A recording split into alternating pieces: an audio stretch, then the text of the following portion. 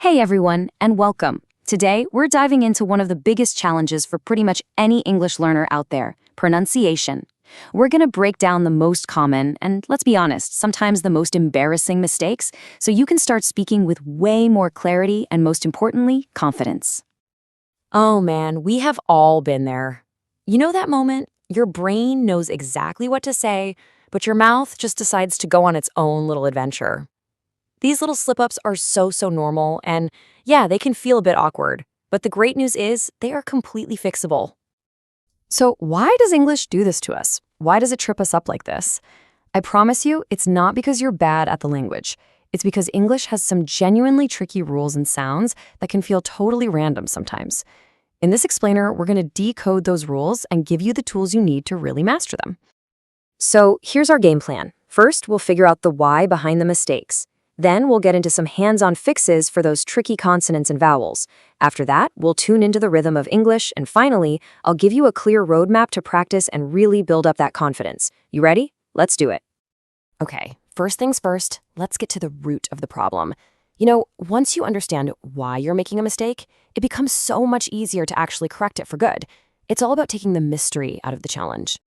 So, it really boils down to three main things. First, English has sounds like th that just flat out don't exist in a lot of other languages. Second, the spelling is, well, it's famously all over the place. I mean, just think about the words through, though, and tough. And finally, we have this habit of shortening or kind of swallowing sounds and syllables that aren't stressed. But here's the thing. These are all patterns you can learn, not just random chaos. All right, enough theory. Let's get practical. We are diving into our first hands-on section, getting a handle on those consonants that cause the most headaches. And we're going to start with an absolute classic. Ah yes, this one. It's such a tiny change in sound, but it completely changes the meaning of the word, doesn't it? A lot of learners swap it out for a T or an S sound, which turns think into sink, or three into tree. It's a super common habit, but it's one we can start breaking right now. Here is the secret, okay? For that TH sound you hear in think, just gently place the tip of your tongue between your top and bottom teeth and blow air out. Don't bite down. Now, for the other TH sound, the one in this, you do the exact same thing, but this time you hum. You add your voice. It should create a little vibration, a buzzing feeling. Go ahead and try it. Think. And now this. You feel that difference? Okay, let's run a quick drill. I'll say the word, you repeat it. And seriously, feel free to pause and practice. Ready? Let's go. Think, thought. Now for the voiced one. This, that, these. And let's try them in the middle of words. Mother, brother, weather. Nice! Next up, the infamous R and L mix-up. This one is especially tricky for speakers of some East Asian languages, and it's totally understandable. The sounds can be really similar. But you know, a simple slip can turn fried rice into something, well, something you definitely did not want to order.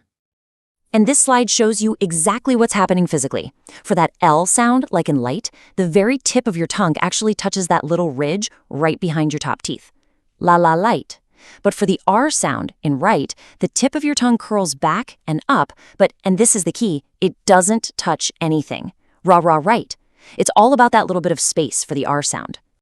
Okay, let's try these in some phrases. Say it after me.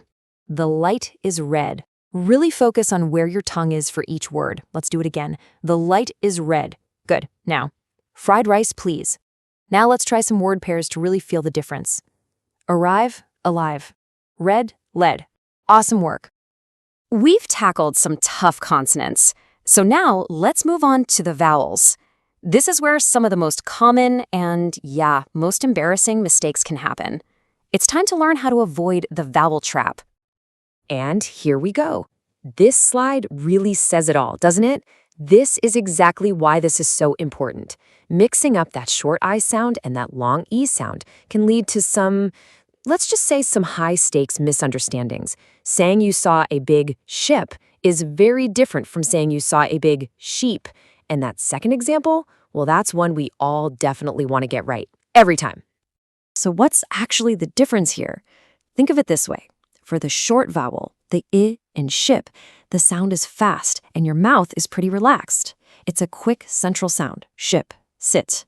But for the long vowel, the I in sheep, the sound is stretched out and your mouth muscles get tense, almost like you're pulling your lips into a smile.